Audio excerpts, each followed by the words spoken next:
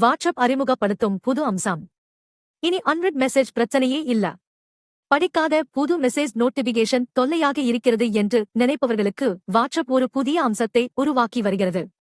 வேலைக்கு செல்பவர்கள் அதற்கென்று தனி வாட்ஸ்அப் பயன்படுத்துவார்கள். இது போன்ற நபர்கள் ஒருநாள் விடுமுறைக்குப் பிறகு மறுநாள் வாட்ஸ்அப்பை திறக்கும் போது மளமளவென மெசேஜ் வந்து குவிந்திருக்கும். இது பயன்படுத்துபவர்களுக்கு சிக்கலை ஏற்படுத்தக்கூடியதாக இருப்பதால் அதனை நிர்வகிக்க ஒரு புதிய அம்சத்தை வாட்ஸ்அப் உருவாக்கி வருகிறது.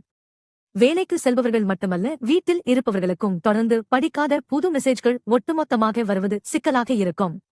இதனை ஆங்கிலத்தில் அன்ரெட் மெசேஜ் என்று கூறுவர்.